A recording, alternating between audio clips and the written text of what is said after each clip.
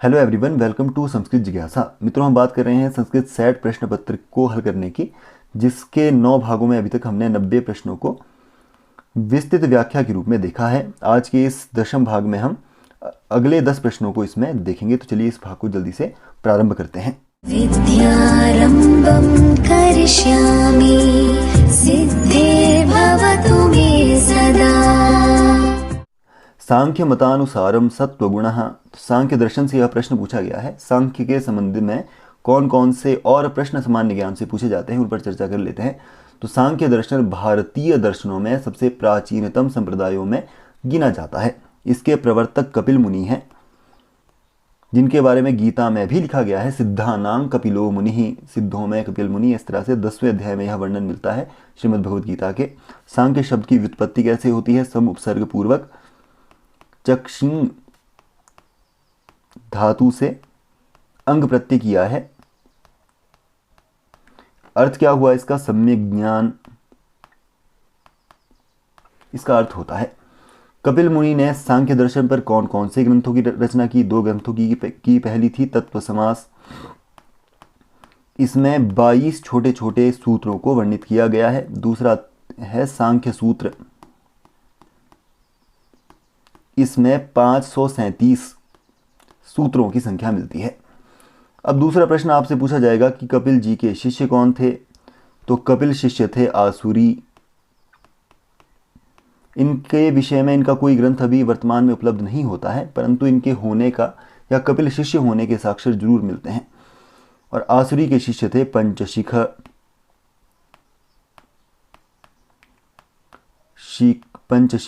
पंचशिख इनके शिष्य कौन थे? ईश्वर कृष्ण, यह इनके शिष्य हुए हैं। इन्होंने ही यानी कि ईश्वर कृष्ण जी ने सांख्य कारिका का निर्माण किया है। किस पर? सांख्य सूत्र के आधार पर, या सांख्य सूत्र को प्रमाण मानकर इन्होंने सांख्य कारिका नामक ग्रंथ का निर्माण किया है, जिसमें 70 मुख्य कारिका मिलती है और टोटल यदि पूछा जाए तो 72 इसमें कारिकाएं हैं। इसमें 70 कारिकाएं होने के कारण ही इन्हें सुवर्ण सप्तती नाम से जाना जाता है। किसको? सांख्य कारिका को सुवर्ण सप्तती, कनक सप्तती, हिरण्य सप्तती नामों से भी जाना जाता है।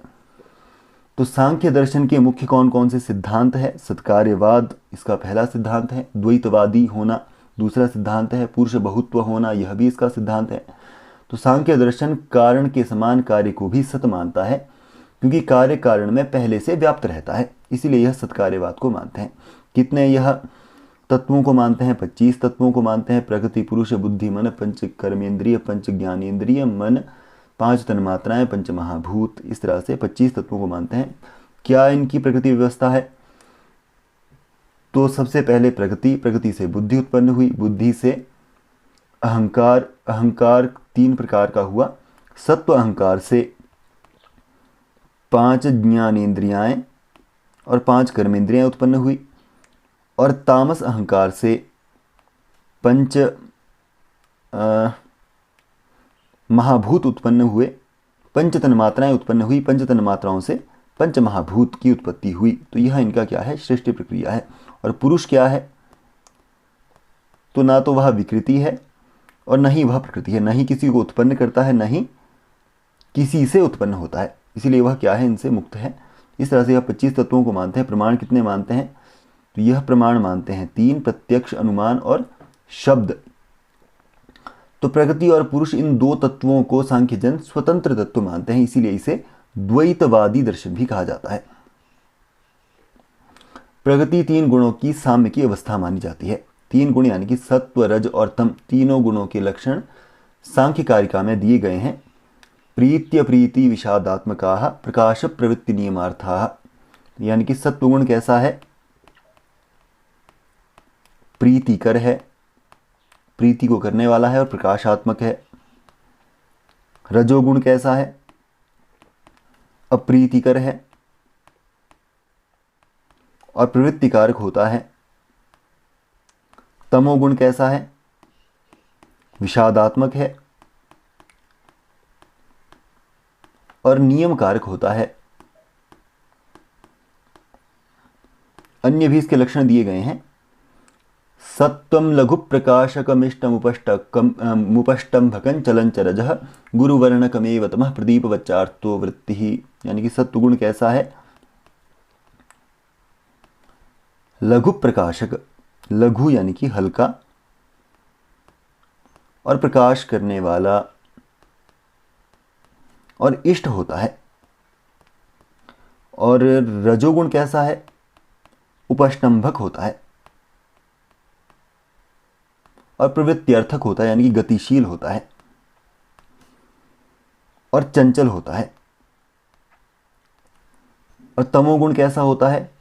गुरु वर्णकमेव, गुरु यानी कि भारी होता है, वर्णक यानी कि आवरक होता है, आवरणक होगा यानी कि रोकने वाला होता है। तो यह तीनों गुणों की प्रवृत्ति अलग अलग होने पर भी एक साथ रहकर कार्य करती है। जैसे दीपक यदि हम देखें तो दीपक में तेल, बाती और अग्नि तीनों की प्रवृत्ति अलग अलग है, परंतु फिर भी यह मिलकर वस्तुओं को प्रकाशित करती है। इसी प्रकार गुण उनके स्वभाव अलग अलग हैं, परंतु एक दूसरे से भिन्न होते हुए भी वह एक साथ रहकर प्रवृत्त होते हैं। तो यहाँ पर पूछा है सत्वगुणः कीदृशम् अस्ति? सुखात्मकः, ये इसका सही उत्तर हो जाएगा। अगला प्रश्न है सांख्य मते पंगवद वर्तते।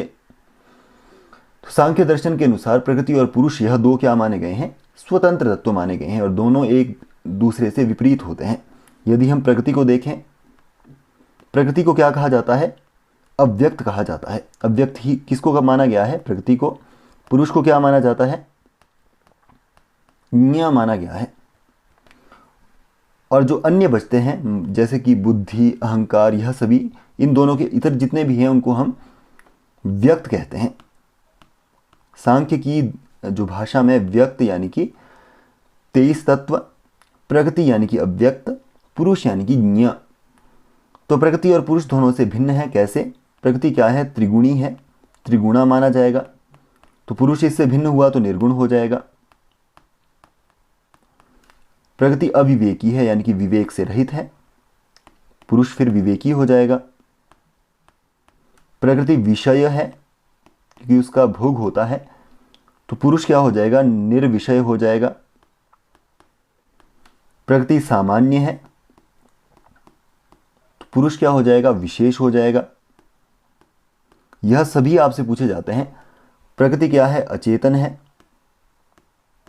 तो पुरुष चेतन हो जाएगा। प्रकृति प्रसव धर्मी है, उत्पन्न करने वाली होती है, तो पुरुष क्या हो जाएगा? अप्रसव धर्मा हो जाएगा। इस तरह से दोनों एक दूसरे से बिल्कुल विपरीत हैं, परंतु इन दोनों के असमान धर्म होते हुए भी इन दोनों के संयोग से ही सर्ग हुआ करता है। पर यहाँ पे प्रश्न उठता है कि जब दोनों की असमानता है तो प्रकृति और पुरुष से संयोग क्यों करेगी? प्रकृति पुरुष से संयोग फिर क्यों करेगी? और जब पुरुष गुणों से रहित है और दृष्टा के समान है तो वह सर्ग के लिए प्रकृति से संयुक्त क्यों होगा? तो इसका उत्तर दिया है पुरुषस्य दर्शनार्थम कैवल्यार्थम तथा प्रधानस्य पंगबंध वधुभयोरपि संयोगस्तत्कृतः सर्गः। यानी कि दर्शन के लिए कैवल्य, दर्शन के लिए क्या होती है? वो संयुक्त होता है। दर्शनार्थम और कैवल्यार्थम, दर्शन के लिए और कैवल्य के लिए यानी कि मोक्ष के लिए दोनों में संयोग होता है। जैसे कि जंगल से एक अंधा और लंगड़ा व्यक्ति जा रहे हैं, पंगबंध कहा ना, तो इसका अर्थ क्या हुआ? जैसे किसी जंगल से एक अंधा और एक लंगड़ा व्यक्ति जा रहे हैं और दोनों अपने गंतव्य स्थान पर जाना चाहते हैं। तो अंधा दृष्टि से हीन है, लंगड़ा पैरों से हीन है। तो लंगड़ा जो व्यक्ति है वह अंधे के कंधे पर चढ़ जाता है और अंधा व्यक्ति को क्या करता है? रास्ता दिखाता है। तो अंधा व्यक्ति जो चल रहा होता है और लंगड़ा व्यक्ति उसे रास्ता दिखा रहा होता है। तो परस्पर संयोग से वह दोनों अपने गंतव्य स्थान पर पहुंच जाते हैं, जहां में उन दोनों में से कोई अकेला नहीं पहुंच सकता था। तो ठीक उसी प्रकार प्रकृति चेतना से रहित है, पुरुष क्या है? निष्क्रिय है। अर्थात प्रकृति क्या हुई? अंधी हुई और पुरुष क्या हुआ? लंगड़ा हुआ। तो पुरुष प्रकृति को देखना चाहता है, उसका भोग करना चाहता है और उसके स्वरूप को देखकर उससे निवृत्त होकर अपने स्वरूप का सम्यक ज्ञान प्राप्त कर मोक्ष प्राप्त करना चाहता है। और प्रकृति चाहती है कि पुरुष उसे देखे, उसका भोग करे और उसके स्वरूप को जानकर मोक्ष प्राप्त करे। इसीलिए प्रकृति पुरुष के भोग और मोक्ष रूपी प्रयोजन को सिद्ध करने के लिए सृष्टि रचना में प्रवृत्त होती है। इसीलिए प्रकृति अंधवत है और पुरुष कैसा है, पंगबद्ध है। इस तरह से दोनों के संयोग से सृष्टि होती है। तो पंगबद्ध वर्तते, तो पंगबद्ध कौन हुआ, प्रधान, इसको प्रधान भी कहा जाता है, तो प्रधान ही इसमें पंगवत हुआ। अंधवत कौन है, तो अंधवत पुरुष हुआ। इस प्रकार से अगला प्रश्न है त्रैगुण्य विपर्ययात किम सिद्धम। तो यह प्रश्न भी सांख्य कारिका से ही संबंध रखता है। प्रश्न उठता है कि पुरुष एक है या अनेक। यह प्रश्न हमेशा जो है सांख्य की दृष्टि में उठता है कि जो पुरुष है वह एक है या अनंत है, अनेक है।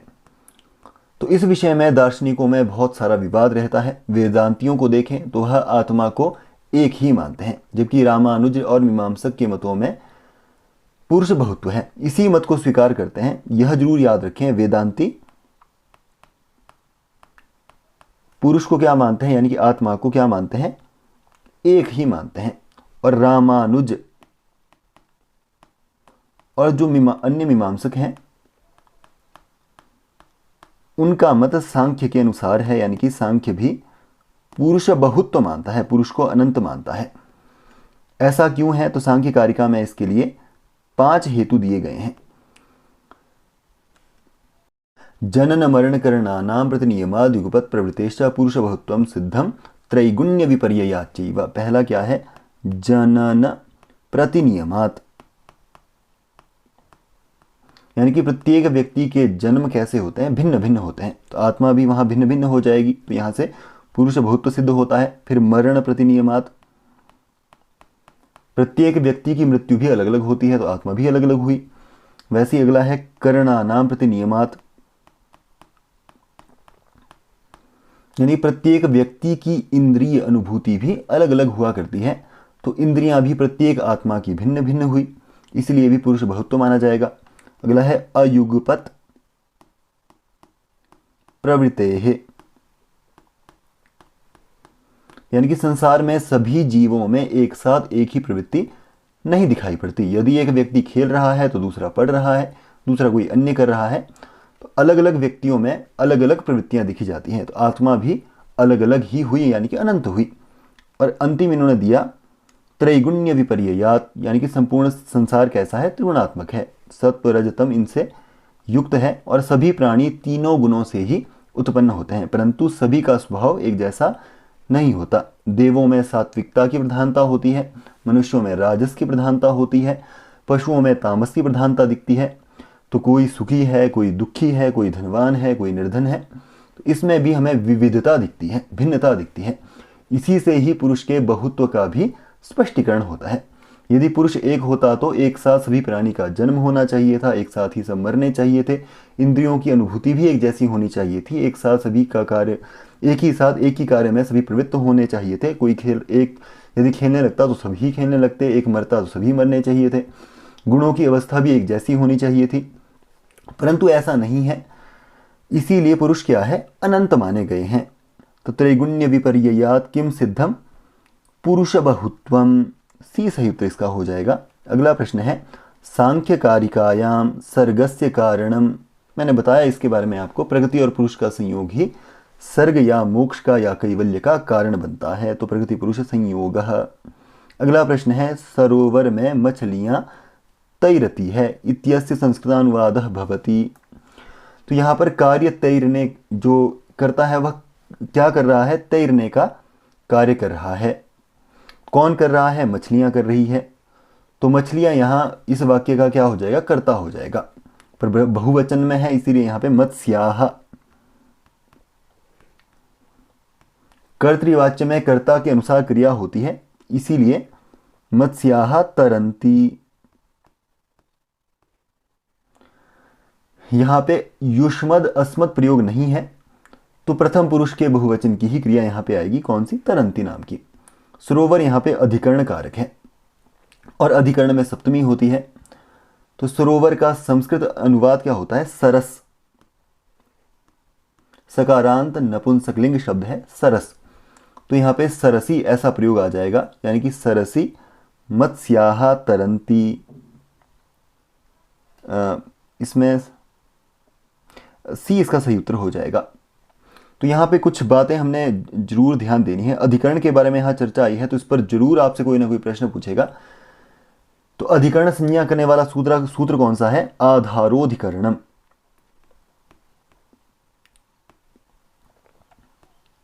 यह सूत्र क्या कहता है? कर्तृकर्म द्वारा तन्निष्ठ क्रियाया आधारः कारकम अधिकरण संज्ञः स्यात्, यानी कि कर्ता और कर्म के द्वारा उनमें रहने वाली क्रिया का आधार जो कारक हो वही अधिकरण कहलाएगा। तो क्रिया साक्षात किसी आधार में नहीं होती, कर्ता या कर्म के द्वारा ही क्रिया में रहा करता है, यानी कि कर्ता या कर्म के द्वारा क्रिया हुआ करती है। जैसे कि देवदत्तः कटे आस्ते, तो यहाँ पे आस्ते क्रिया हुई, देवदत्त कर्ता के द्वारा कट आधार पर में है, ऐसा यहाँ पे प्रतीत होता है। वैसे ही स्थाल्याम तंडुलम पचति, तो यहाँ पे पाक क्रिया तंडुल कर्म के द्वारा स्थाली पात्र विशेष में है, इसीलिए आधार शब्द की व्याख्या क्या है? तन्निष्ठ क्रिया या आधार, ऐसा किया जाता है। तो आधार कहा किसे जाता है?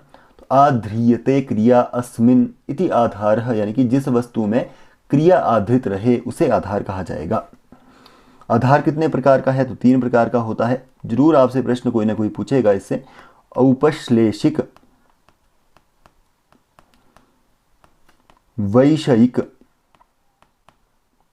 और अभिव्यापक। औपश्लेषिक यानी कि उपश्लेष संयोग को औपश्लेषिक कहा जाता है।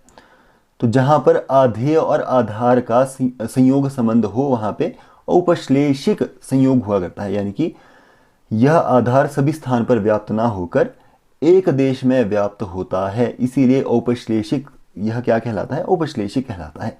इसका लक्षण क्या है? औपश्लेषिक एक देश संबद्धः, तो एक देश संबंधः कः आधारः, तो औपश्लेषिक यहाँ पे आ जाएगा। इसका उदाहरण क्या मिलता है? कटे आस्ते देवदत्तः, यानी कि देवदत्त चटाई पर बैठा है, तो यहाँ पे आधार चटाई है और आधेय यहाँ पे देवदत्त है, और दोनों का संयोग संबंध बना हुआ है। देवदत्त के शरीर का एक ही भाग चटाई से संयुक्त है, न कि संपूर्ण शरीर, इसीलिए यहाँ पे कट शब्द में अधिकरण संज्ञा होकर सप्तमी हो जाएगी। कटे आस्ते, देवदत्तः कटे आस्ते, यह किसका उदाहरण है? औपश्लेषिक, इस आधार का मिलेगा। दूसरा है वैषयिक। विषयता संबंध से जो आधार है वह वैषयिक आधार कहलाता है। जैसे कि मोक्षे इच्छा अस्ति, मोक्ष विषयक इच्छा है, तो यहाँ पर मोक्ष पद में वैषयिक आधार होने के कारण अधिकरण संज्ञा हुई और सप्तमी विभक्ति होकर क्या बन जाएगा? मोक्षे बन जाएगा। तो मोक्षे इच्छा अस्ति कैसा आधार है? वैषयिक। और तीसरा आता है अभिव्यापक आधार, तो यहाँ पे आधार आधेय के सभी अंगों में व्याप्त रहता है। जैसे कि सर्वस्मिन आत्मा अस्ति, आत्मा सर्वत्र है, सभी में है, तो यहाँ पर आत्मा की सर्वव्यापकता लक्षित हो रही है, इसलिए यहाँ पे सर्वस्मिन में अभिव्यापक आधार प्राप्त हुआ, अधिकरण संज्ञा होकर सप्तमी विभक्ति होकर सर्वस्मिन आत्मा अस्ति। इस तरह से सर्वस्मिन आत्मा अस्ति यह किसका कैसा आधार है? अभिव्यापक। मोक्षे इच्छा अस्ति वैषयिक, कटे आस्ते देवदत्तः औपश्लेषिक, यह जरूर आपसे पूछा जाएगा। अगला प्रश्न है, कवियों में कालिदास श्रेष्ठ है इत्यस्य संस्कृतानुवादोस्ति। तो यहाँ पर कारक प्रकरण का एक सूत्र प्रवृत्त होगा, यतश्च निर्धारणम। इस सूत्र के बारे में मैंने आपको पहले भी बताया है, मैं फिर से बता रहा हूं। जाति गुण क्रिया संज्ञाभिः समुदायात् एक देशस्य पृथक्करणम निर्धारणम यतस्ततः षष्ठी सप्तम्यौस्तः, यानी कि जाति गुण क्रिया और संज्ञा के द्वारा समूह के एक भाग का पृथक्करण होना निर्धारण है। जिससे निर्धारण होता है उस समूहात्मक शब्द से षष्ठी और सप्तमी विभक्ति विकल्प से होती है। तो यहाँ पे कवित्व जाति में कालिदास की श्रेष्ठता बताई गई है। कवित्व जाति में कालिदास जी की श्रेष्ठता यहाँ पे लक्षित हो रही है। तो कवित्व जाति में क्या हो जाएगा? कवित्व जाति में कालिदास की श्रेष्ठता को यहाँ पे अलग किया गया है। तो जिससे निर्धारण कहा गया है, यानी कि कवित्व रूपी समुदाय से निर्धारण कहा गया है। इसीलिए इसमें कवित्व में, कवियों में क्या हो जाएगी, षष्ठी या सप्तमी दोनों में से कोई भी हो सकती है। कवीनाम कविषु वा कर देंगे। कविषु कालिदासः श्रेष्ठः वर्तते, यह इसमें सही हो जाएगा। कविषु भी हो सकता है, कवीनाम भी यहाँ पे हो जाएगा। कालिदासः करता है तो क्रिया भी उसके अनुसार हुई, सी इसका सही उत्तर हो जाएगा। ऐसे ही गवांग गोशुवा कृष्णा भुक क्षीरा, यानी कि गायों में काली गाय बहुत दूध देने वाली है, तो गाय रूपी जाति में यहाँ पे निर्धारण किया गया है काली गाय का कि वह दूध देती है, इसलिए गवांग गोशुवा आ जाएगा। वैसे गच्छताम गच्छत सुवा धावन शीघ्र, इस तरह से, या छात्राणाम छात्रेशुवा मैत्रः पटुः, यह सभी इसके उदाहरण मिलते हैं। अगला प्रश्न है हन धातोः रूपम लोट लकार मध्यम पुरुष एक वचने भवति। हन धातु किस अर्थ में होती है, हिंसा और गति के अर्थ में होती है। कौन से गण की धातु है, अदादि गण की धातु है, परस्मैपदी है, सकर्मक धातु है, और इसमें इट आगम नहीं होता तो अनिट धातु है। इसके लोट लकार में रूप कैसे चलता है, हतात हंतु हताम घ्नंतु, जहि हतात हतम हत, हनानि हनाव हनाम। तो लोट लकार से मध्यम पुरुष से एक वचने जहि हतात दो रूप बनते हैं। बी इसका सही उत्तर हो जाएगा। अगला प्रश्न है भी धातोः रूपम लट लकार प्रथम पुरुष एक वचने भवति। तो भी धातु किस अर्थ में हुआ करती है, मूल रूप से यह भी धातु है। किस अर्थ में है, भये इस अर्थ में होती है। कौन से गण की है, जुहोत्या गण की धातु है, जुहोत्यादि गण की धातु है, परस्मैपदी है, अकर्मक है,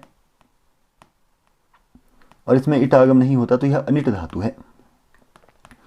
कैसे इसका रूप लट लकार के में चलता है, विभेति विभीतः विभीतः, मध्यम पुरुष में दो रूप बनेंगे, द्विवचन में दो रूप बनते हैं।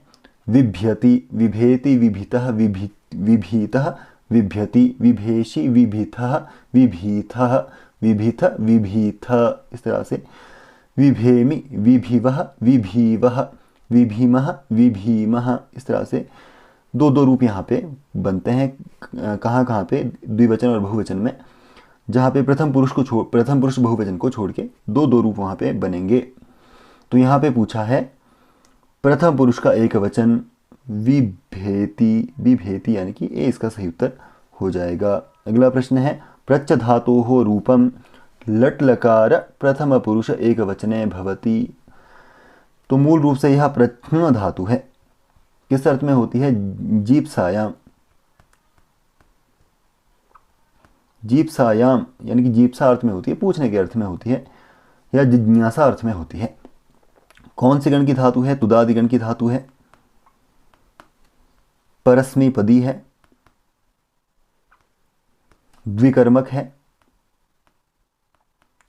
दुह्याज पचदंड रुदि पृच्छि, तो वहां पे पृच्छ धातु की अर्थ में द्विकर्मक है। अनिट यानी कि इट आगम नहीं होता तो अनिट है।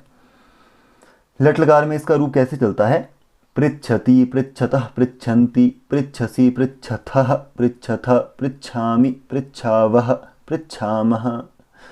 तो यहाँ पूछा है प्रथम पुरुष एक वचन में, पृच्छति, ए सही उत्तर हो जाएगा। वीर रस प्रधानम नाटकमिदम, तो प्रथम विकल्प में क्या दिया गया है, स्वप्न वासव दत्तम किसके द्वारा किया गया है, भास के द्वारा लिखा गया है, नाटक है। कितने अंक इसमें मिलते हैं, 7 अंक इसमें मिलते हैं। नायक कौन है, उदयन इसका नायक है। नायिका कौन है, वासव दत्ता इसकी नायिका है। मुख्य रस कौन सा है इसमें, भास की 13 रचनाएं आपको मैंने पहले बताई है। मुख्य भास की विशेषता क्या है, हास इनकी विशेषता है। कौन सा मुख्य रस है इसमें, श्रृंगार इसमें मुख्य रस है। दूसरा विकल्प है वेणी संहारः, नायक इसके कर्ता कौन है, भट्ट नारायण। नायक कौन है इसमें, भीम इसका नायक है। नायिका कौन है, द्रौपदी इसकी नायिका है। कथानक भीम, इसका मुख्य कथानक क्या है, भीम अपनी प्रतिज्ञा के अनुसार दुशासन और दुर्योधन को मारकर द्रौपदी के केश को संवारता है, इसीलिए वेणी यानी कि चोटी, चोटी को वेणी कहा जाता है। कितने अंक इसमें मिलते हैं? 6 अंक इसमें मिलते हैं। मुख्य रस कौन सा है? वीर, तो यह इसका सही उत्तर हो जाएगा। मालती माधवम, तो यह भवभूति के द्वारा लिखा गया एक प्रकरण है। प्रकरण के बारे में आपको पहले बता चुका हूँ। 3 जो है ग्रंथ भवभूति के मिलते हैं। मालती माधवम प्रकरण है, महावीर चरितम नाटक है, उत्तर रामचरितम नाटक है। तो महावीर चरितम भवभूति का एकमात्र प्रकरण ग्रंथ प्राप्त होता है। कितने अंक इसमें हैं? 10 अंक इसमें प्राप्त होते हैं, जिसमें विदर्भ राज के मंत्री के पुत्र माधव और पद्मावती राज्य के मंत्री की पुत्री मालती की प्रेम कथा दिखाई गई है। तो मालती और माधव, माधव किसका पुत्र है? तो विदर्भ राज के मंत्री का पुत्र है। और मालती किसकी पुत्री है? तो पद्मावती राज्य के मंत्री की पुत्री है। यह जरूर आपको पता होना चाहिए। इन दोनों की यहाँ पे प्रेम कथा दिखाई गई है। कौन सा रस यहाँ पे प्रधान है? करुण की प्रधानता मुख्यतः भवभूति के नाटक में होती है, परंतु यहाँ पे श्रृंगार रस की प्रधानता है। नागानंदम, तो राजा और कवि दोनों हैं हर्षवर्धन। उन्होंने 3 रूपकों की रचना की है।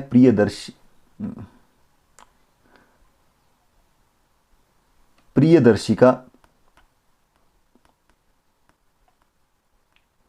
यह नाटिका है। रत्नावली, यह भी नाटिका है। और नागानंदम, यह क्या है? नाटक है। तो नागानंदम में मुख्य तौर पर जीमूत वाहन के द्वारा अपनी बलि देकर शंखचूड़ नामक सर्प की रक्षा करने का वर्णन मिलता है। तो नायक कौन है इसमें? जीमूत वाहन। नायिका कौन है इसमें? मलयवती। इस तरह से किसकी रचना है? राजा या कवि हर्षवर्धन। हर्षवर्धन के ही राज्य में बाणभट्ट रहा करते थे। बाणभट्ट के आश्रयदाता राजा कौन है? हर्षवर्धन राजा। श्री हर्ष अलग है, हर्षवर्धन दोनों अलग अलग कवि हैं। तो आज के भाग में इतना ही। उम्मीद करता हूँ आपको यह भाग पसंद आया है। पसंद आया है तो वीडियो को लाइक करें, मित्रों के साथ शेयर करें। चैनल यदि आपको इंपॉर्टेंट लगता है तो उसको सब्सक्राइब करें। मिलते हैं अगले भाग में, तब तक के लिए धन्यवाद।